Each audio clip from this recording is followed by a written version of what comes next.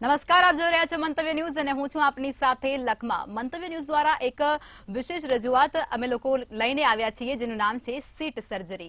જી હા, એની અંદર 26 લોકસભાની જે સીટો છે તેના ઉપર એનાલિસિસ કરવામાં આવશે। દરરોજ એક અલગ અલગ સીટને લઈ અને આપણે એનાલિસિસ કરવાના છીએ। વિશેષ જે જાણકારો છે તેમની સાથે જ આપણે આ બેઠકો છે તેનું એનાલિસિસ દરરોજ એક બાદ એક કરીશું, જેમાં આજની જે બેઠક આપણે પસંદ કરી છે તે અમદાવાદ પશ્ચિમ બેઠક છે। અમદાવાદ પશ્ચિમ લોકસભાની બેઠક પર આજે વિસ્તૃત એનાલિસિસ અને ચર્ચા કરીશું।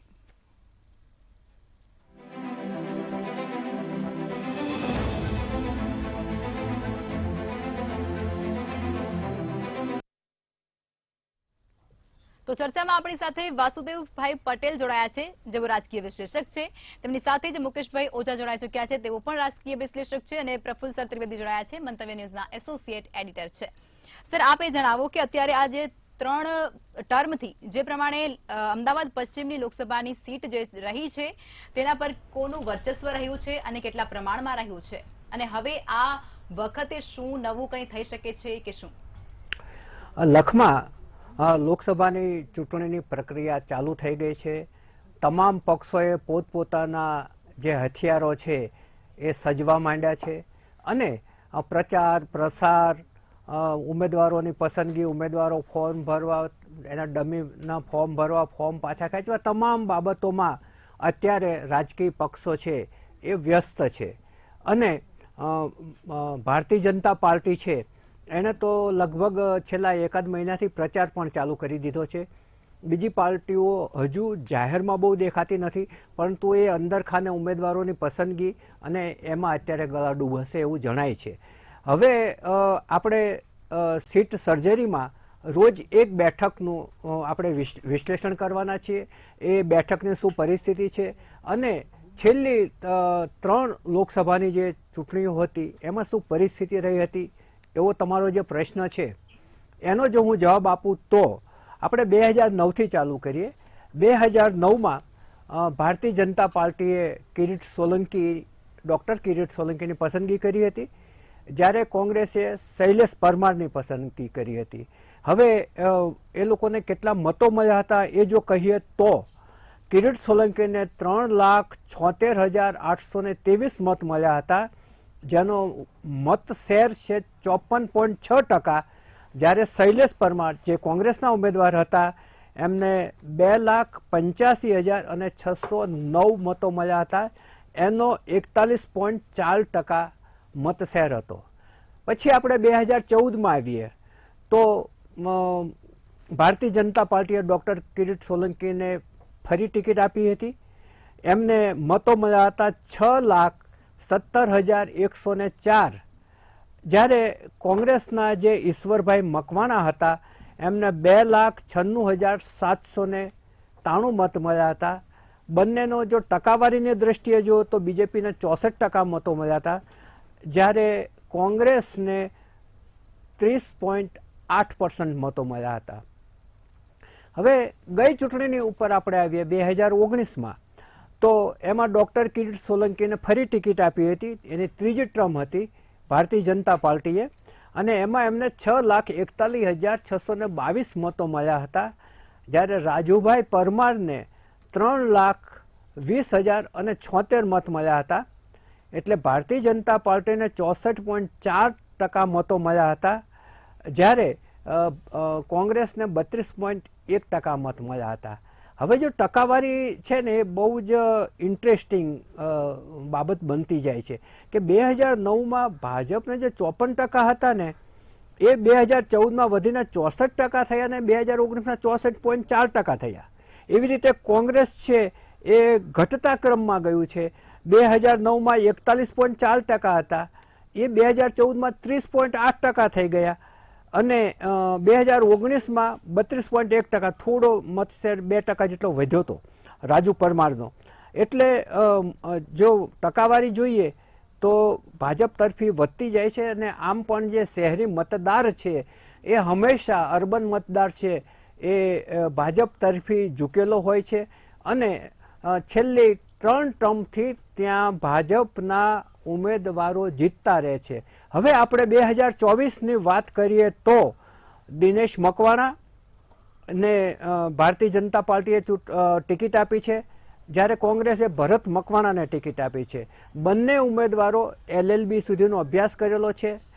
દિનેશ મકવાણા છે એ અમદાવાદ મ્યુનિસિપલ કોર્પોરેશનમાં ડેપ્યુટી મેયર તરીકે રહી ચૂક્યા છે, વર્ષો સુધી કોર્પોરેટર તરીકે રહી ચૂક્યા છે અને અત્યંત નમ્ર અને મેચ્યોર અને બધા લોકો સાથે હળતા ફલતા અને ફિલ્ડની અંદર દોડતા માણસ છે. જી સર, જી બિલકુલ.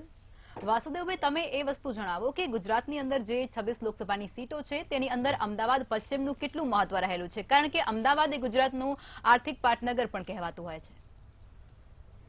શહેરનું જે અર્બન જે મતદાતા છે, શહેરનો જે મતદાતા છે એનો ઝુકાવ ભારતીય જનતા પાર્ટીમાં દેશભરમાં છે. અમદાવાદમાં ઘણા વર્ષોથી ભારતીય જનતા પાર્ટી એ જે નેટવર્ક, હમણાં આંકડા પણ આપણે જોયા, પર્સન્ટેજ પણ જોયા, થનાર મતદાનના 64% સુધી મત એને પશ્ચિમમાં મળે છે. એટલે એનું પ્રભુત્વ ભારતીય જનતા પાર્ટીનું ચોક્કસ છે. પણ પ્રભુત્વ કેમ છે? પ્રભુત્વ એટલા માટે છે કે ચૂંટણીઓ જીતવા માટે સાધારણ રીતે ચૂંટણી પંચ જે છે એ ફ્રી, ફેર એન્ડ ટ્રાન્સપેરન્ટ જે ચૂંટણીઓ કરાવી જોઈએ એ કરાવી શકતું નથી. એનું મુખ્ય કારણ એ છે કે ચૂંટણી પંચ પાસે પોતાનું કોઈ તંત્ર નથી. સંચાલન તંત્ર જે આપણું પ્રશાસનિક તંત્ર છે એ તંત્રનો જ એને ઉપયોગ કરવાનો હોય છે. એટલે એટલા દિવસે એનું ચાર્જ છે એ ચૂંટણી પંચના જે અધિકારીઓની જે કંઈ નિમાય છે એ પણ તમે એના મુખ્ય આયુક્ત રાજ્યના અને દેશના બાદ કરો તો બાકીનો બધો સ્ટાફ છે એ તો જે તે સરકારનો જ હોય છે. એટલે ચૂંટણી જીતવામાં આમ સાધારણ રીતે લોકો એવું કહેતા હોય છે કે બાહુબળ અને ધનબળથી ચૂંટણીઓ જીતાય છે, એમાં કાલફેલ થાય છે. ગુજરાતની જે સ્થિતિ છે એમાં બાહુબળ અને ધનબળ કરતા પણ સરકારી તંત્રની જે ભાગીદારી છે ચૂંટણીઓ હરાવવા જીતાવવામાં એ બહુ મહત્વનો રોલ ભજવી રહી છે. ચૂંટણી દરમિયાન જે અધિકારીઓના પોસ્ટિંગ થાય છે જે સરકારો ચલાવે છે 5 વર્ષ, અને એ સરકારો જે ચલાવે છે એ જ તંત્ર છે ચૂંટણીઓ કરાવે છે. એટલે એ તંત્રની જે પોલિટિકલ સત્તાધારી પક્ષ સાથેની જે સાંઠગાંઠો છે, તરત સવાલ એવો આવશે કે આ શહેરોમાં આ થાય છે તો ગામડામાં તો થતું નથી, તો પછી તંત્રનું શું? મૂળ વાત એવી છે કે ગામડામાં અને શહેરોમાં જે ચૂંટણીઓ લડાય છે એ ચૂંટણી લડવાનો પ્રકાર જુદો છે. ગામડામાં ગામમાં બે પાર્ટી પાર્ટી કહેતા હોય છે, અથવા તો પોતાનો ધડો કહેતા હોય છે, અથવા તો સામસામે બે પક્ષ કહેતા હોય છે. એમાં એક જે પક્ષ છે જે હંમેશા ગામમાં એ બે જણા લડતા જ હોય છે કોઈ પણ મુદ્દા ઉપર. એમાં એક સત્તા પક્ષમાં હોય તો હંમેશા વિપક્ષમાં હોય, જો ઓલો વિપક્ષમાં હોય તો ઓલો સત્તા પક્ષમાં હોય. એટલે ત્યાં સામસામે બે જૂથો હંમેશ માટે સંઘર્ષમય જ હોય છે, અને સંઘર્ષ ચૂંટણીઓમાં પણ કરતા જ હોય છે. એટલે ત્યાં ધનબળ બાહુબળ કરતા વધારે અસર કરતું જે તંત્ર બળ છે ત્યાં નાકામયાબ રહે છે. એટલે સાચું ચિત્ર છે એ ગામડામાંથી આવે છે. શહેરોમાં શું થાય છે કે શહેરોમાં જે દબંગાઈ કરે છે એવા માફિયાઓ, એવા જે કઈ દારૂના અડ્ડાના જે કઈ ચલાવે છે અડ્ડાપતિઓ, એ પછી જે કઈ શહેરોમાં જે દૂષણો ચાલે છે એના જે હોય બધા તંત્ર સાથે હપ્તા આપીને જોડાયેલા હોય છે. એટલે એને કારણે એની સામસામે બે વર્ગો હોય, બે જૂથો લડતા હોય એવી સ્થિતિ શહેરોમાં હોતી નથી. એટલે જે જૂથ જે છે એ વૈચારિક રીતે વિપક્ષ સાથે જોડાયેલું હોય એને બાકીનું કોઈ સપોર્ટ મળવાની સંભાવના હોતી નથી. અને પોતાનું જે દુશ્મનાવટ ભર્યો જે વ્યવહાર છે એ પરસ્પર હોતો નથી. એટલે ચૂંટણી સમયે જે વિપક્ષ છે શહેરોમાં ઠંડો પડી જાય છે. અને ભારતીય જનતા પાર્ટીની ચૂંટણી લડવાની જે પદ્ધતિ છે એ પદ્ધતિ બધાને ખબર છે કે ભારતીય જનતા પાર્ટી કેવી રીતે ચૂંટણીઓ લડે છે, દબંગાઈ કરે છે, એના કાર્યકર્તાઓને. તમારી પાસે ફરીવાર આવવા માંગીશ. અત્યારે હું મુકેશભાઈ પાસે જવા માંગીશ. મુકેશભાઈ, તમે જણાવો કે અસારવા અને દાણી લીમડા બેઠક સુપ્રીમ કોર્ટ માટે અનામત છે, અને આ વખતના ત્યાંના સમીકરણો તમારા મત મુજબ શું રહેશે? અસારવા જે વિસ્તાર છે દલિત વિસ્તાર સાથે જોડાયેલો છે.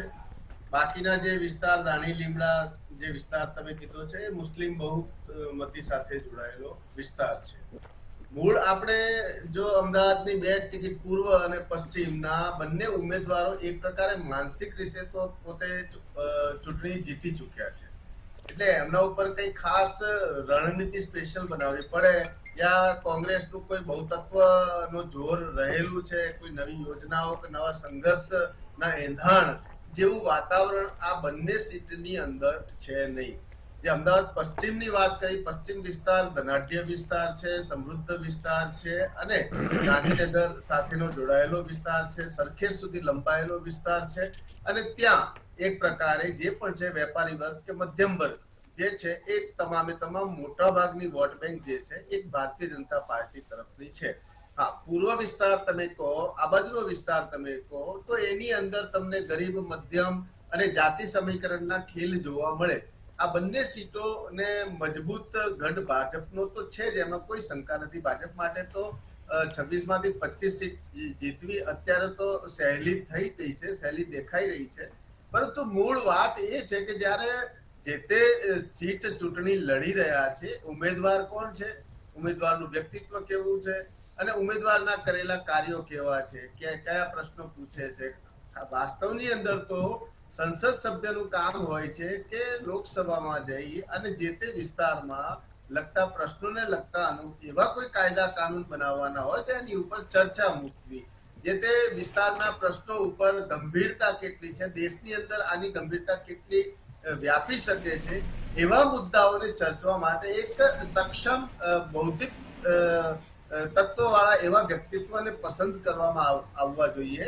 પરંતુ આપણી કમનસીબી એ છે કે ભારતીય જનતા પાર્ટી હોય કે કોંગ્રેસ હોય કે કોઈ પણ પક્ષ હોય કે જેણે વધુ મહેનત કરી છે, પક્ષ માટે વધુ મહેનત કરી છે અને એની વોટ બેંક સારી છે, એની જાતિકરણની પકડ સારી છે અને એ બધું જોઈને એ લોકોને ટિકિટ આપતા હોય છે. આપણે જાણીએ છીએ કે અમદાવાદ જેવા વિસ્તારની અંદર કોઈ પણને પણ ભારતીય જનતા પાર્ટી ટિકિટ આપી દે તો પણ એ જીતી લેવાના છે. પરંતુ એક વિશ્લેષકની તરીકે કેવા ઉમેદવાર હોવા જોઈએ, કઈ રીતે ચૂંટણી લડાવી જોઈએ, કેટલી નૈતિકતાથી લડાવી જોઈએ, કેટલા ખર્ચથી લડાવી જોઈએ, એટલે આ બધા જે નૈતિકતાના મૂલ્યો છે એ તો બધા જ ઉપર મૂકીને ચૂંટણી લડતા હોય છે. જે તે બજેટમાં 95 લાખમાં ચૂંટણી પૂરી કરવી એ સંભવ જ નથી. ઇલેક્શન કમિશનર એમ કહી દેતા હોય કે ભાઈ 95 લાખ રૂપિયાનો ખર્ચ કરીને તમારે સાંસદ સભ્યની ચૂંટણી જીતવી એ સંભવ નથી. આ પ્રકારે આપણે જોવા જઈએ તો, કારણ કે તમે જુઓ જે ફંડ ઉઘરાવવામાં આવે છે, ઇલેક્ટોરલ ફંડ ઉઘરાવવામાં આવે છે એ બી 6800 કરોડ રૂપિયા ઉપરનું ફંડ છે. એ સિવાય એ તો ફંડ ઇલેક્ટોરલ બોન્ડનું છે, પરંતુ અહીંયા ચૂંટણી લડવા માટે જે તે સ્થાનિકના વેપારી હોય, ઇન્ડસ્ટ્રીઝ હોય કે નેતા હોય કે જેના કામ કરવાના હોય કે બુટલેગર હોય કે આઈપીએસ તરફથી આવતા હોય, એ બધાનો જે આવક છે, આપણે ભલે ઈમાનદારીની ઘણી વાતો કરીએ પરંતુ આ બધા રસ્તા થકી એ લોકોને બળ મળતું હોય છે અને એના થકી ચૂંટણી લડાતી હોય છે. એટલે ચૂંટણીનો માહોલની વાત કરીએ, સીટના માહોલની વાત કરીએ તો અહીંયા જાતિકરણ સ્પષ્ટ છે. અમદાવાદની અંદર કોંગ્રેસમાં મુસ્લિમ મત એમને મળવાના છે. અહીંયા આપનું એટલું કોઈ ખાસ વર્ચસ્વ નથી. અગર હોત તો પણ મુસ્લિમ અને દલિતના થોડા ઘણા અંશ કોંગ્રેસને મળી શકે છે. બાકીના તમામે તમામ જે મત છે, અમદાવાદ પશ્ચિમની વાત હોય, અમદાવાદ પૂર્વની વાત હોય, આ બંને મત ભારતીય જનતા પાર્ટીને મળે છે. ઉમેદવાર અહીંયા શહેરીમાં ઉમેદવાર મહત્વનો નથી, કારણ કે જ્યાં ભારતીય જનતા પાર્ટી પક્ષની પકડ વધુ છે, જે વિસ્તારમાંથી મોદી સાહેબ આવે છે, જે વિસ્તારમાંથી અમિત શાહ સાહેબ આવે છે, એટલે એક પ્રકારે કહીએ કે આજે તો આખા દેશનું સુકાન જે છે એ અમદાવાદ શહેર, ગુજરાતના લોકોના હાથમાં છે. એમ પણ કહીએ તો કઈ ઓછું નથી. પરંતુ હા જી મુકેશભાઈ, પ્રફુલભાઈ તમે એ જણાવો કે અમદાવાદ પશ્ચિમની જે જમાલપુર ખાડિયા અને દાણી લીમડાની જે સીટો છે તે અત્યારે કોંગ્રેસની પાસે છે અને તે અત્યારે દિનેશ મકવાણા માટે એક માઇનસ પોઈન્ટ ગણવામાં આવે છે, તો એને પ્લસ પોઈન્ટમાં ફેરવવા માટે એમને પડકાર પડશે. તમે આ પરિસ્થિતિને કઈ રીતે જોશો? લખમાં હું 7 સીટોની વાત કરું છું. એલિસ બ્રિજ છે, એલિસ બ્રિજમાં અમિત શાહ છે ભાજપના, એમને 1,19,323 મતો ગઈ વિધાનસભામાં મળ્યા હતા. 2022માં વિધાનસભાની ચૂંટણી થઈ એમાં, અને ટકાવારીની દ્રષ્ટિએ એના 80.39% છે. 80% મતદાનનો શેર છે એલિસ બ્રિજમાં છે. હંમેશા ભાજપ લઈ જ જતો હોય છે, કારણ કે ભાજપમાં આ પૂર્વે છે ને રાકેશ શાહ હોય કે એ પહેલાં હરેન પંડ્યા હોય, એ પહેલાં બાબુભાઈ વાસણવાળા હોય, પણ હંમેશા આ એરિયા છે ભાજપનો રહ્યો છે. એમની સામે જે કોંગ્રેસના ઉમેદવાર હતા ભીખુભાઈ દવે, એમને 14,527 માત્ર 9.72% એટલે 10% પૂરા નથી એટલા મતો મળ્યા હતા. હવે અમરાઈવાડીની વાત કરીએ તો બીજેપીના ડોક્ટર હસમુખ પટેલને 93,954 મત મળ્યા હતા. મતશેર 58.98% છે. જ્યારે કોંગ્રેસના ધર્મેન્દ્ર પટેલને 50,722 મત મળ્યા હતા અને એનો જે શેર છે એ 31.83% છે. જ્યારે દરિયાપુરમાં છે એ સીટ કોંગ્રેસ પાસે હતી. ગ્યાસુદ્દીન 2 વખતથી ચૂંટતા હતા, એ આ વખતે પહેલી વખત કોંગ્રેસ પાસેથી ભાજપે આંચકી લીધી છે. ભાજપના જે કૌશિક જૈન છે એને 61,490 મત મળ્યા હતા, જે 49.5% છે. જ્યારે ગ્યાસુદ્દીન શેખને 56,005 મત મળ્યા હતા, એ 44.67% છે. અને ત્યાં આમ આદમીના એક તેજ મહંમદ ઉભા હતા, એને 4,359 મતો મળ્યા હતા. એટલે ત્યાં છે ફાઇટ છે એ કસોકસની હતી. જમાલપુર ખાડિયાની વાત કરીએ તો ઇમરાન ખેડાવાળા એટલે કોંગ્રેસ ફરી વખત ત્યાં જીતી છે. અને કોંગ્રેસે જે મતો મળ્યા હતા એ 58,497 છે, 45.88% એનો વોટ શેર છે. જ્યારે ભૂષણ ભટ્ટને 44,829 મળ્યા હતા, 35.17%. મણિનગરની વાત કરીએ તો ભાજપના જે અમૂલ ભટ્ટ છે એમને 1,13,083 મતો મળ્યા હતા, જે 73.88% થવા જાય છે. એમની સામે જે સીએમ રાજપૂત ઉભા હતા એમને 22,355 મત મળ્યા હતા, જે માત્ર 1 લાખે નહોતા પહોંચી શક્યા. એમને 14.49% મત શેર છે એમનો. દાણી લીમડાની સીટ છે, ફરી વખત કોંગ્રેસ જીતે છે. શૈલેષ પરમાર, આગળના વખતે પણ શૈલેષ પરમાર જ જીત્યા હતા. એનો 59,130 મતો મળ્યા હતા, એમાં 44.13% મત શેર છે. એની સામે જે ભાજપના નરેશ વ્યાસ હતા એને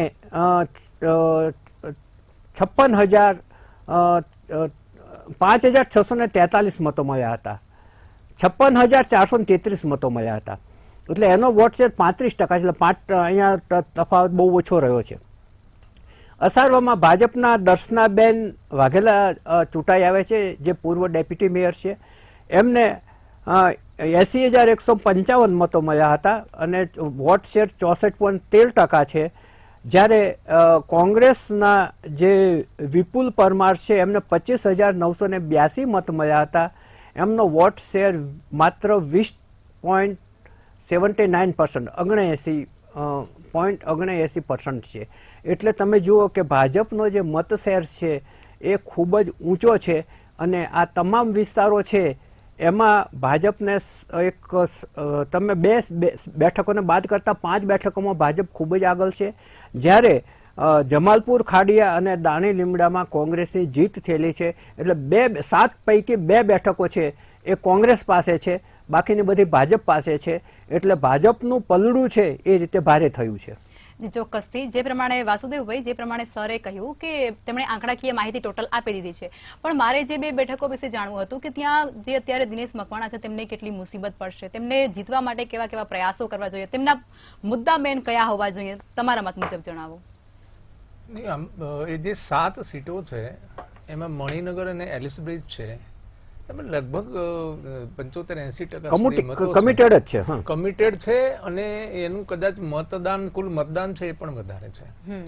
2 સીટો જે કોંગ્રેસ જીતે છે, એમ મૂળ શું છે કે આ 7 સીટ એવી છે કે ક્યાંક ને ક્યાંક એ હિન્દુ મુસ્લિમ ધ્રુવીકરણ સાથે જોડાયેલા વિસ્તારોમાં વહેંચાયેલી છે. એટલે જે ધ્રુવીકરણ જેટલું સ્ટ્રોંગ થતું જાય એટલો ભારતીય જનતા પાર્ટીનો જે મત છે એ વધતો જાય. ધ્રુવીકરણ આ વખતે ઠંડુ છે, એટલું બધું ધ્રુવીકરણ તરફ શક્યતાઓ પણ ઓછી છે. પણ મેં પહેલા જેવી રીતે કીધું એવી રીતે ભારતીય જનતા પાર્ટી જે બાહુબળ ધનબળ અને છેલ્લે તંત્રનો જે દુરુપયોગ થઈ રહ્યો છે, તંત્ર જેમ જેને કહેવાય ને ઘણી વખત તો વિપક્ષી નેતાઓ એ પણ કરતા હોય છે કે એક પક્ષ છે એમનો કે જે ચૂંટણીમાં જે 5 જણા મદદ કરતા હોય એમાં એક પક્ષ પણ એ છે જે સરકારી તંત્ર છે અથવા તો ચૂંટણી તંત્ર છે. વાસુદેવભાઈ વચ્ચે બોલું છું. વાસુદેવભાઈ, રામ જન્મભૂમિ અને 370 કલમ એ મુદ્દા પર ધ્રુવીકરણ થઈ શકે ખરું? એ આમાં એવું છે કે કોઈ પણ મુદ્દો હોય ને એ ધ્રુવીકરણ છે ને એના એક તબક્કે એક વખત કરી શકતો હોય છે, પછી ધ્રુવીકરણ થઈ ગયા પછી એને ફરી એનકેસ કરવો ને બહુ અઘરો હોય છે. ધારો કે હમણાં CA નો જે કાનૂન છે, તમે જો ગઈ ચૂંટણી વખતે એમને એ કાનૂન પારિત કર્યો હતો પણ નિયમો બનાવ્યા જ નહીં, અને એનો કારણ કે એ એક જ વખત એનકેસ થાય છે. જે તે સમયે જો નિયમો બને એપ્લિકેબલ થઈ ગયો હોત ટૂંકમાં તમે એવું કહેવા માંગો છો કે એકનું એક હથિયાર બીજી વખત નથી વપરાતું અને પરિણામ પણ દેતું નથી. એટલે આ વખતે એમને CA માટે પ્રયત્ન ચોક્કસ કર્યો છે, પણ CA ક્યાંય આવી રીતે ક્યાંય સીધું ધ્રુવીકરણમાં કામ લાગે ને એવો મુદ્દો છે નહીં, અને એવો મુદ્દો નથી. તેમ છતાં બતાવો છે એટલા માટે 4 વર્ષ સુધી નિયમ ન બનાવ્યા, અત્યારે નાખ્યું એટલે બધાને એમ લાગે કે આ હિન્દુત્વ એટલે ધ્રુવીકરણનો મુદ્દો છે, ધ્રુવીકરણનો મુદ્દો છે, પણ એમાં એવું કશું છે જ નહીં. એવું બનવાની સંભાવના પણ નથી. એટલે એમને હમણાં એને ચૂંટણી પહેલા જેથી કરીને એની ઉપર કામગીરી જ ના થાય. કામગીરી ના થાય તો લોકોને ખબર ન પડે કે આમાં શું મળવાનું છે. રહી વાત તમે જે પ્રશ્ન પૂછ્યો તો એ કે મૂળભૂત રીતે આજે પશ્ચિમની જે લોકસભા છે એ લોકસભામાં ગાંધીનગર લોકસભા કરતા કોંગ્રેસ માટે મહેનત કરે તો ઉજળી તકોની સંભાવનાઓ વધવાની સંભાવના છે. કારણ કે 2 જ વિધાનસભા એવી છે, મણિનગર અને એલિસ બ્રિજ, એ થ્રુઆઉટ એમાં જઈ રહ્યા છે. બીજી 5માં કોંગ્રેસ જો પરિસ્થિતિ પ્રમાણે કઈ સારું કરવાનો પ્રયત્ન કરે, જીતવાની સંભાવના તો આજે પણ નથી દેખાતી, સંભાવના પણ ઓછું છે, પણ એ કઈ ને કઈ ગાંધીનગર લોકસભા કરતા એક સારો દેખાવ કરી શકે એવી સ્થિતિ છે. જી બિલકુલ બિલકુલ. મુકેશભાઈ, તમે જણાવો કે આ વખતના મુદ્દા કયા હશે? મોંઘવારી, ભ્રષ્ટાચાર, બેકારી હશે કે પછી રામ મંદિર અને 370 CA જે પ્રમાણે વાસુદેવ સરે કીધું એ પ્રમાણે? મુદ્દા તો કોંગ્રેસને શોધવા પડશે. ભારતીય જનતા પાર્ટી પાસે કોઈ મુદ્દા નથી. ભારતીય જનતા પાર્ટી પાસે માત્ર હિન્દુત્વ અને વિકાસની વાત લઈને જ લોકો આગળ જશે, અને એનાથી પણ ઉપર મોદી સાહેબનો ચહેરો, મોદી સાહેબનું નામ અને મોદી સાહેબના કરેલા જે પણ યોજનાઓ છે એમની વાત મૂકવાનો જ એમનો પ્રયત્ન રહેશે. દરેક કાર્યકર્તાઓને એમ જ કહેશે કે અમે શિક્ષણ ક્ષેત્રે આટલું કર્યું, અમે રોજગારી ક્ષેત્રે આટલું કર્યું, અમે MSMEs લાયા, અમે સ્ટાર્ટઅપ યોજના લાયા, અમે ટ્રિપલ તલાક દૂર કર્યા. એ વાતો જે થઈ ગયું છે એના ઉપર છે. નવા ભવિષ્ય માટેની યોજનાઓનું કોઈ ચિત્ર અત્યારે સ્પષ્ટ છે નહીં. એનો ફાયદો કોંગ્રેસ પાર્ટીએ ઉઠાવવો જોઈએ. કોંગ્રેસ પાર્ટી પાસે અત્યારે ઇલેક્ટ્રોલ બોન્ડનો, જેને સ્કેમ માનતા નથી ભારતીય જનતા પાર્ટી, પરંતુ એ ખૂબ જ મોટો સ્કેમ છે. કારણ કે એ હજુ સુપ્રીમ કોર્ટની અંદર એક કેસ ચાલે છે. સુબ્રમણ્યમ સ્વામી ભાજપના પોતે નેતા છે, ત્યારે એમણે એવું કીધું છે કે ભાઈ આ બહુ મોટું સ્કેમ છે, અને આમાં તો વડાપ્રધાનશ્રીને પણ ઉમ્રકેદની સજા થઈ શકે એટલો ગંભીર ગુનાવાળો આ સ્કેમ છે. અને જો સુપ્રીમ કોર્ટ આની ગતિવિધિની રાહ જોઈ રહ્યો છે, જો નહીં થાય તો આગળ હું પણ એની ઉપર કેસ મૂકીશ. એટલે આવા જે મુદ્દા છે, અને આ 2019માં રાહુલ ગાંધીજીએ આ જ ઇલેક્ટ્રોલ બોન્ડને ચંદાચોર અને ચંદા કઈ રીતે ઉઘરાવાના, કાયદેસર કરવાના, એના ઉપર પણ એને સ્ટેટમેન્ટ આપેલું હતું. તો અત્યારે જયારે આ બહાર આવ્યું છે તો કોંગ્રેસે એનો લાભ લેવો જોઈએ. કોંગ્રેસ માટે સૌથી મોટા પ્રશ્નો છે બેરોજગારી. બેરોજગારીનો વ્યાપ સતત વધતો ગયો છે.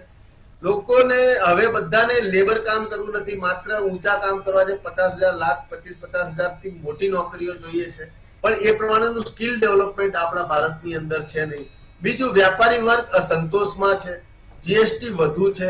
વ્યાપારી વર્ગ, જે મોટા વ્યાપારી વર્ગ છે, વિદેશની અંદર રોકાણ કરી રહ્યા છે, વિદેશની અંદર ધંધો કરવા જઈ રહ્યા છે. અહીંયા સરકાર તરફથી પડતી રેડો, ED ની હોય, GST ની હોય, ઇન્કમ ટેક્સ ની હોય કે જે તે રીતની હોય, કોઈ મલિન ઈરાદા સાથે પણ થતી હોય છે. એટલે એ પ્રકારે વ્યાપારી વર્ગ પણ નારાજ છે. GST ની રકમ નારાજ છે. અત્યારે MSME ના જે નવા રૂલ્સ આવ્યા છે એનાથી આખું વ્યાપાર તંત્ર ડખેમખે થઈ ગયેલું છે. ટેક્સટાઇલ ઇન્ડસ્ટ્રીના પોતાના પ્રશ્નો છે. ગુજરાતની વાત કરીએ તો ગુજરાતની અંદર અત્યારે પરિસ્થિતિ, ગુજરાત કઈ એટલું આખા દેશમાં સૌથી આગળ પડતું આર્થિક ઇકોનોમી ઉત્પન્ન કરતું રાજ્ય બન્યું નથી. અત્યારે કર્ણાટક આગળ છે, અત્યારે મહારાષ્ટ્ર આગળ છે, તમિલનાડુ આગળ જઈ રહ્યા છે. તો ગુજરાતને ડેવલપમેન્ટ હજુ વધુ વિકાસ કરવા માટે એવી યોજનાઓ એમને લાવવી પડશે. જી મુકેશભાઈ, એના બિલકુલ. માટેના રોજગારી ઉત્પન્ન થાય એવા આત્મનિર્ભર પ્રોજેક્ટ આપવા પડશે. 22,000 કરોડ રૂપિયા મુકેશભાઈ, રોકવા માંગીશ. મુકેશભાઈ, સમયનો અભાવ છે એટલે રોકવા માંગીશ. કેટલા માણસો મળે? 1 કરોડ રૂપિયા આપે તો તમે જુઓ. મુકેશભાઈ, સમયનો અભાવ છે એટલે હું તમને રોકવા માંગીશ. લોલીપોપ જેવી યોજનાઓ થી કોઈ ઉદ્યોગનું મોટું ભલું થવાનું નથી, પરંતુ અત્યારે જી બોલો. જી, હું તમને રોકવા માંગીશ કારણ કે સમયનો અભાવ છે. સર, તમે જણાવો કે 35 વર્ષથી કોંગ્રેસનું ભાજપનું ગઢ ગણાતું છે આ અમદાવાદ પશ્ચિમ બેઠક, તો આ વખતે કોઈ નવો ચહેરો તેમના દ્વારા ઉતારવામાં આવ્યો છે, કિરીટભાઈને સાઇડલાઇન કરવામાં આવ્યા છે, તો આ નવા ચહેરાને કે લોકો સ્વીકારશે? કિરીટભાઈને સાઇડલાઇન કરવામાં આવ્યા છે એવું આપણે કહી ના શકીએ, કારણ કે 3 ટર્મ સુધી તો એમને ભાજપે ટિકિટો આપી. 2009માં આપી, 2014માં આપી, 2019માં આપી. 2019માં એમની જે સરસાઈ હતી એ 3,21,546 હતી. મૂળભૂત રીતે આ SC અનામત સીટ છે, એટલે આ 3 લાખમાંથી એ લોકો જો મહેનત કરી અને જે 5 લાખના ટાર્ગેટ આપે છે ત્યાં પહોંચી શકે કે નહીં પ્રશ્ન છે, પરંતુ આ સીટની જો મહેનત કરે તો ભાજપ વધુ લીડ લઈ શકે એવી પરિસ્થિતિ ચોક્કસપણે છે. અને જે ભૂતકાળમાં કિરીટભાઈની પહેલા પરેશ રાવલને આપી હતી, એટલે આખું જે છે એ પરેશ રાવલને પૂર્વમાં આપી હતી, પરંતુ પશ્ચિમમાં 3 વખતે કિરીટભાઈ જીતતા હતા, એટલે એમને કાપ્યા છે એવું ના કહેવાય. પરંતુ દિનેશભાઈ છે એ એક એમના માટે સારો ચહેરો છે. એ ડેપ્યુટી મેયર હોવાના કારણે એક જાણીતો ચહેરો છે અને ધરતી ઉપર કામ કરતો કાર્યકર છે, એટલે ભાજપની પસંદગી ચોક્કસપણે સારી જ છે. અને એની સામે કોંગ્રેસે પણ પહેલી વખત ભરત મકવાણાને મૂક્યા છે. એ ચહેરો પણ અત્યાર સુધીમાં જે પસંદ થતા હતા એના કરતાં ઘણો સારો ચહેરો છે, એટલે મહેનત કરે તો થોડી સરસાઈ ઘટાડી શકે, પરંતુ જીતવાની સંભાવના છે એ ભાજપ તરફી વધારે છે, કારણ કે એલિસ બ્રિજ છે, મણિનગર છે, અમરાઈવાડી છે, આ બધા જ જે છે, અસારવા છે, આ બધા જ જે મત વિસ્તારો છે એમાં ભાજપનો એક મજબૂત ગઢ છે. જી બિલકુલ. તમામ મહાનુભાવો ચર્ચામાં જોડાયા તે બદલ ધન્યવાદ. તો આજે આપણે અમદાવાદ પશ્ચિમની જે બેઠક છે લોકસભાની તેના ઉપર વિસ્તૃત ચર્ચા કરી અને તેની 3 ટર્મ અગાઉની જે પરિસ્થિતિ હતી તેની અને 2024માં આવનારી પરિસ્થિતિની સરખામણી પણ કરી અને કયા નેતાનો પરડો ભારી છે તેના વિશે પણ જાણકારી મેળવી. તો કાલે ફરી મળીશું આવી જ એક નવી સીટની ચર્ચા, સીટ સર્જરી વિશે.